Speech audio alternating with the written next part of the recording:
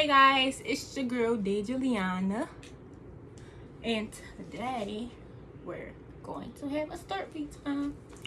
So yeah, I've been told you guys I was going to do this story time. I've been waiting. I'm like, I'm not going to do it. I was trying to build my courage up to do it. I already dropped a little post on Instagram to let everybody know that I'm done radiation, I'm done chemo. So I'm like, why not? I share it to my YouTube feed. Yeah. So, okay. Unfortunately, I was diagnosed with Hodgkin's lymphoma January 28th. So this is how it happened. I had like pains in my neck. So like one night, I had woke up by myself like 3 o'clock in the morning. So I'm like, oh, it's my neck killing me. Like, I'm like, no, I'm moving my neck around, everything. I'm like, maybe I slept on the wrong way or something. So, boom, I wake up that morning. It's still hurting. I'm like, all right, maybe I'm gonna wait till nighttime. It's still hurting. I'm like, no, let me, what's this? Let me feel around here or something. I don't know. So I started feeling around my neck. It's a ball in my neck, yo. I don't know what it was. Like, it felt like so weird. Like, it's like, I don't know. Like, I'm like, oh no, this is not regular. This is not normal. Like, what is this? So I told Dukes. Dukes made me an appointment to my doctor. We went to the doctors. He feeling on my neck and stuff. He like, oh, it's just a lymph node in your neck. You might have had an ear infection. Lymph nodes go to areas where there's infections and stuff like that. And then he feels like my collarbone, like right here on my left side. And he like, well, this one shouldn't feel like that. It might be, he said it might be swollen or something. He didn't mention nothing about cancer. He said it might be swollen or something. So he said he wanted me to get an ultrasound to be sure. Mind you, I was already getting an ultrasound for my breast. It took us 2 months to get an ultrasound for my breast when they thought I had breast cancer. I don't have it though, but they thought they felt like lumps in my breast, but it was like just breast tissue. So my mom like, I'm not gonna wait another 2 months. So ask them why they doing her breast ultrasound. Can they do her neck too? Boom, we go like a week later after coming from the doctors. We go get an ultrasound. Boom, they did my chest ultrasound. I'm good. Then they did my neck ultrasound. The lady like looking at the screen. I can't really see her because I gotta keep my neck like this, so I can't really see her. So my mom's just looking at her like.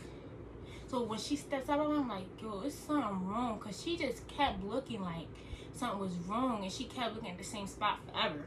So I'm like, Mom, nothing wrong. You know what you're talking about, dog? Like, what? Ain't nothing wrong with me. So she comes back in. She said, I let the doctor examine the thing. He thinks he's seeing something on your collarbone, that it looks like it's going deeper into your chest. We don't know what it is. We can't find it out through an ultrasound, so he has to go downstairs to the emergency room. I'm like, what the F? What the F? What the F? Like, what? Mind y'all, I'm like, I don't feel like doing this. Like, I got stuff to do. Like, I'm ready to get out the hospital. I'm not really thinking I'm gonna have cancer. Like, what? Like, I never even got stitches before. I never broke a bone. I spent the night at the hospital when I was 3. I've been to the emergency room like, what, 2 times since I've been alive. Like, what? Like, I'm like, why would I be thinking something wrong? Like, I never would have pictured me having cancer. Like, no. So goes to the emergency room. Boom, we go back there. They said they got to get an x-ray. It's like 2 hours past and do the x-ray. They're like, we really can't see what it is through the x-ray, so we got to do some type of test they did. MRI, or I don't know what it is, y'all. I don't know. So it's some type of test. So they do that. A couple hours pass. They do that. Then it's like 3 o'clock in the morning. The doctor finally come in. Oh, we found a mass on your chest. It could be, I forget what it's called, but it's like something that develop in teenagers, but it gets smaller as they get older. But it's not a problem. It's just like on their chest. He said it could be that or a mass like cancer. So I'm like, what? My mom starts crying. First of all, he using all these like I'm dumbing it down for y'all, but he using all these big words. So I'm like, what? My mom crying. I'm like, am I supposed to cry? Cause I don't know what's going on. I'm like, huh? Like, what was going on? Like, let me know. Like, dumb it down for me. I'm in 10th grade. I don't know all the big words yet. Okay? Like he using like I don't know the words he was using, but my mom told me I started crying and then I stopped crying. My mom's still crying on the phone with my dad, letting my dad know. My dad he felt so bad because he left because he had to go to work in the morning. He was there with us in the emergency room, but he had left because he had left for like 2 o'clock and the man came in and that's when my dad was waiting for the results. He was so late. He was like, I'm coming down. I'm like, no, Dad, you got work in the morning. You go rest in the bed. Because my dad would have slept at the hospital. So I'm like, no, I'll go to work. You got it. We got this. So the doctor told me I had to stay the night at the hospital because in the morning they was going to do a biopsy in the bone marrow. I'm thinking we're going to go do the biopsy in the bone marrow at 6 o'clock in the morning because I didn't eat since 12 p.m. It's now 3 o'clock in the morning and they saying I can't eat. Okay, so this is what happened. I wanted to eat at like 5 o'clock and they said I couldn't because of all the exams they was doing. So after we got we about to go upstairs, I'm like, can I eat? They said no, because you might have the exam in the morning. Whole time, I mean not the exam, the bone marrow and the biopsy. So I'm like, yo, I'm hungry though. Like, so whole time. So I'm thinking, I'm up. I didn't even go to sleep because I couldn't even sleep. So I'm up. I'm waiting for them to come. They like, we're gonna let you know when is availability in the operating room. Da, da, da, da. I didn't go to 6 o'clock, y'all. I'm starving. Boom, we do the bone marrow. They do that. When I got out that surgery and I woke up, I was bugging out. You gotta do what? I wish I could be as nasty as the doctors was, but I could be here. The same bed as the doctors. But you gotta be here. I wish I could be as happy as the doctors. I was happy as a doctor. I was tripping. I'm like, I was talking all this nonsense, yo. I wish I still had that video. If I find the video, I will put it in this clip. I will put it in here. I'll find the video. I think Saul got it.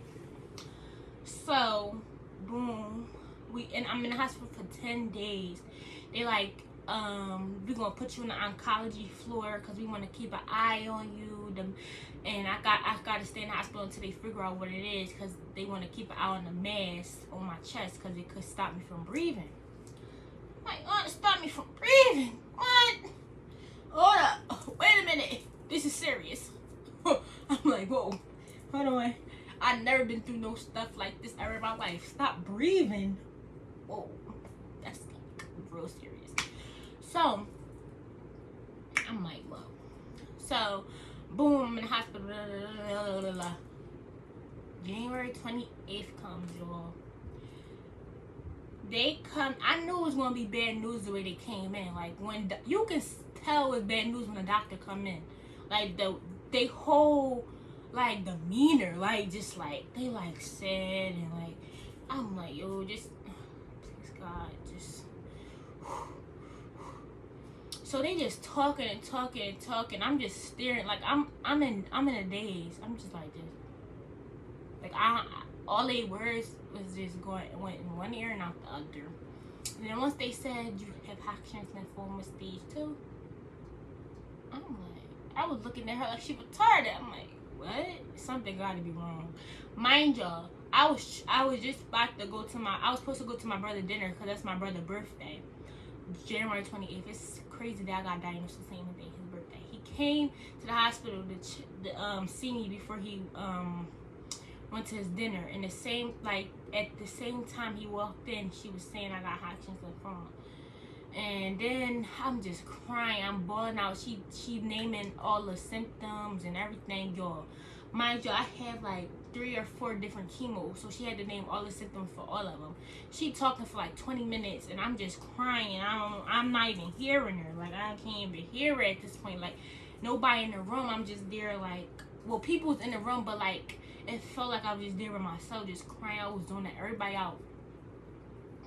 So at night, I'm like, all right, I got this. I didn't cry after that. So did they start chemo that day? No, they started chemo the next day. They put an IV in my arm. No, they did start chemo. They either started chemo that day or the next day. They put an IV in my arm. They did the chemo, the 3 days of chemo. The first day was like 10 or 15 hours. I lied to you not. Yo, I'm like, yo. But I wasn't feeling nothing the first day. And then my veins kept popping, so he had to put a PICC line in my arm. So it went from right here up to my artery right here. I still got the mark right here. I can't really show you because I got this hoodie on, but like I still got the mark. Oh, I have to show you the biopsy mark. I don't know if y'all really can see it. It's like right here. This is from my don't mind this. This is from when my skin was peeling off. It won't come off. It was from when my skin was peeling off when I had radiation. It's from that. That's how dark my skin was. Like, it was so ugly.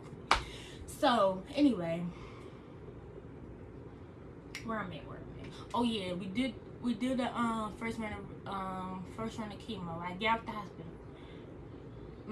They gave me all these pills. Like, yo, I never had to take pills daily, and at that, it was like 10 or 15 pills I had to take. I lied to you not. It was so many pills. I'm like, oh, can y'all like make it, I don't know, like do something, like give me a pill that's 2 in 1 or something. I don't know, but this is a lot of pills to take, okay?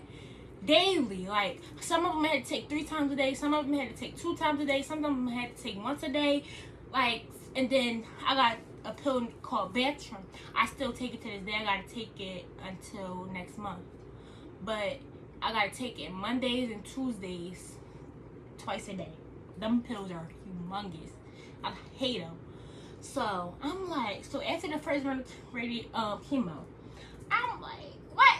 I'm a champ. I went through it. I ain't feel nothing. Like, it felt regular.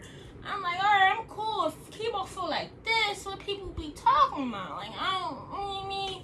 Maybe I won't feel the effects or something. I don't know. So, boom, second round of chemo.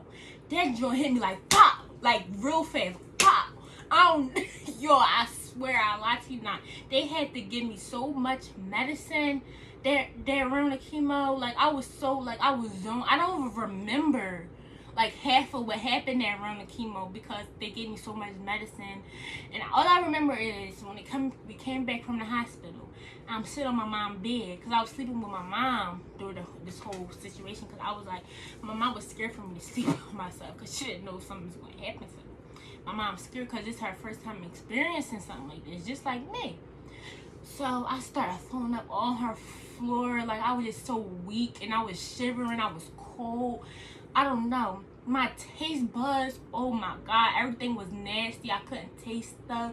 I couldn't even taste my juice. It's just like, ugh. It like feel like when I was eating, it felt like, I don't know. And then I kept having mucositis. All this mucus and stuff was kept building up in my mouth. I had to keep spitting. It was just like so nasty. So I think it was after my second cycle. Yeah, it was because it was before my third cycle. My biopsy had got infected. So when something gets infected, it's like 10 times worse when you have cancer. So because it got infected, they wanted me to be in the hospital and get IV antibiotics. So I was in the hospital for like 3 days. So while I was in the hospital, my hair started to fall out. I thought my hair was going to fall out like probably my 4th cycle. I didn't think it was going to fall out so soon. And I kind of had faith that my hair wasn't going to fall out because my oncologist told me that it was like a small percentage of the people who had cancer, they didn't, their hair didn't fall out. So I'm like, maybe I can be that percentage, whatever. So I'm in the hospital. My hair starts to fall out. This is what happened. I kept my scarf on because I didn't want to see my hair fall out. I'm like, I don't want to see that. I'm like, Deja, take it off. Take your scarf off and brush your hair. I started brushing my hair. I'm like, no, I can't. It was like clogs of hair in my brush. I'm like, ooh. I'm crying. And then one day, I was in the hospital. It was nighttime. And I didn't have my scarf on, and I was sleeping in the bed. I woke up, it was just all this hair next to me.